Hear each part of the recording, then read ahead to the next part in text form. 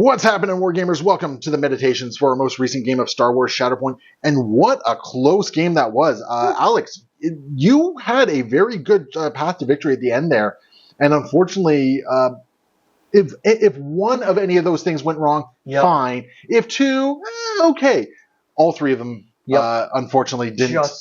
Just by one success, too. And just by one success. It was the difference because, okay, so the game plan basically was to originally knock out the bounty hunters with what is it? I'm not sneaking or something like that. I wasn't sneaking. Just one damage. So there's momentum. Yep. You're no longer engaged, which means you can do a pot shot at Cad Bane, and then you could have done another pot shot at Cad Bane. Yeah, I would have been able to shoot him twice, and going on his top tree, or even like theoretically going on his bottom tree, I could have maybe done enough damage to kill him and gotten off a ridiculous amount of dashes and shoves. And it would have been game. It would right? have been game. You would have taken it. Unfortunately, like just 3 crits and 2 expertise, like that's not what you want to see on any of those attacks there. And unfortunately, having to put an attack into the bounty hunters as opposed to into Cad Bane is just, I feel for you on that one, man. Sure. And that little bit of wording on Hunter's ability only triggering on combat actions. Yeah. It was just a consequence of things just going ever so slightly wrong. But I don't want to be a negative Nancy. I love the Bad Batch. They did a lot of really cool things. They were a lot of fun. And, once you got your momentum rolling, like they made the game very tight. Very tight. I'm so happy. I was sitting there looking this morning at Hunter's attack tree, and I was like, he can just theoretically do 2 repositions in a turn. That's pretty good movement. And you pulled it off. And this man went, what if I moved, dashed, moved? Yep. No, like Hunter is stupidly mobile, and that was without taking advantage of his ability to do a dash following primaries. Yeah, when an enemy primary makes a move, he can dash towards them. Yeah. I technically is it a move or a move action? Does a move action? Okay. Because I was going to say, wait, does that mean like you could have potentially been moving every time Hondo was repositioning there? No, that would be ridiculous. That would have been ridiculous. But Hunter did, he kind of stood back and did nothing for the first struggle, and then when he came out, he was like, all right, time to go. Time to get everything done. Not going to lie, that felt good. That felt really good. I was going to say, if anything, I feel like Wrecker might have been the only disappointing one in this game, and that's just simply because, unfortunately, he didn't have a lot of opportunities to do his thing. No, but he had 2 pretty solid activations towards the end there. This whiffing, that was rough. It's a little rough, but I do want to recognize that he did still make 2 attacks and do a kind of like an I'm always first kid style roll. He did a lot of stuff on his last activation. It wasn't quite enough, but it was still very good. If the dice align, he can actually do a lot of damage when he activates, right? And the fact that he's 1 force less than Aura Singh, and I feel like he does so much more. Now, I mean, this feels a little weird saying because Aura Singh did just kind of win the game. Yeah, weirdly enough, and it's just like this doesn't feel right, man. Yep, I don't know what's going on here. I got to say, Aura Singh actually did perform pretty well. This was her best showing I've seen. This is the second time I think we've had her on the channel, maybe the third. But she actually did pretty good this game. Was able to actually take advantage of her attacks, and I mean her combat tree is not bad. Her expertise tree is where she's really kind of lacking. But she did all right. All in all, though, I really like how the Bad Batch performed there. Yes.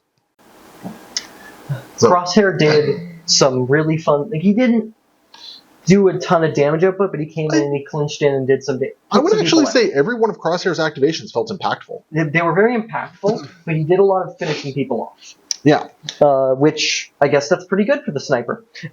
He feels good as a sniper. Yeah. He really does. He was very impactful there, and you were able to do some cool stuff with him. Obi-Wan coming in, a bit of it does kind of feel like Obi-Wan loses a little bit of momentum as the game goes on. Yeah. Because you weren't getting as many hunkers near the end there. I really wanted to include Obi-Wan for a really fun synergy with Echo and Tech, where they become really, defensively powerful. With Brains of the Batch, when they have a hunker token, they add an extra die to their attack or defense pool. So in melee with a hunker token, they'd be rolling 6 defense with Obi-Wan's ability, which felt really, really impactful. And then towards the end of the game, they're up in the middle. Both of their actions desperately needed to be something other than making a hunker. Right. And I just didn't have the force. I was just shy all the time. Okay, so let's quickly talk about force, because at the start of this game, I was like, yeah, man, I don't know how I feel about how much force I'm going to have here. I only have 4. I mean, I'm ending the game with 4 force. Yep. Admittedly, I did just reshuffle. But even so, like, I kept getting little pockets of force between Hondo and Cad, and that actually wasn't too bad. No, it felt very high risk, high reward, and then we kind of played it out, and it really just was high reward. Well, it helps that the Weequays are not very force hungry. They have 1 force ability. Same with Guarm. He only has 1 force ability. It's basically Hondo that's very force hungry, and Orasing to an extent. I mean, Cad, when he wants to spend force, he can be very force hungry, but I was being a little judicious with him, I think. I got good use out of Payday this game, though. I spent a lot of my force on Payday to, my bounty hunters all counting as Weequays. So... But I wasn't as force starved as I thought I was going to be, and I can only imagine how much rougher this would have been on your end if instead of Orasing that was Django. Oh, God. Yeah. Well, especially with how many turns people were just left on 1. Yep. So, oh my goodness gracious. Yeah, Django would have had a field day in this particular game.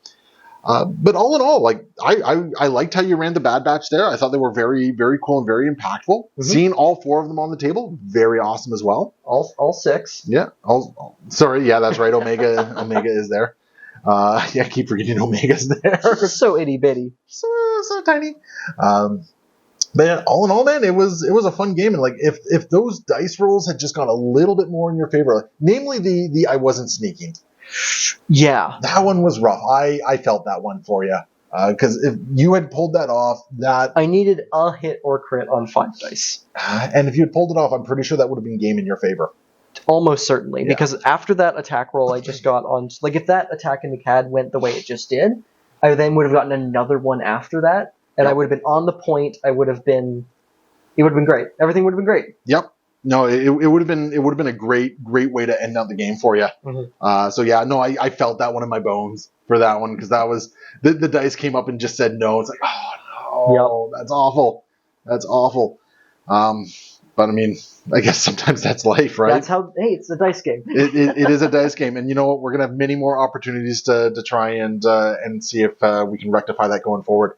So yeah, leave your comments below. Let us know what you liked on the game, who you're excited for seeing in this one, and we will see you next time. Thank you guys so much for watching. Happy wargaming.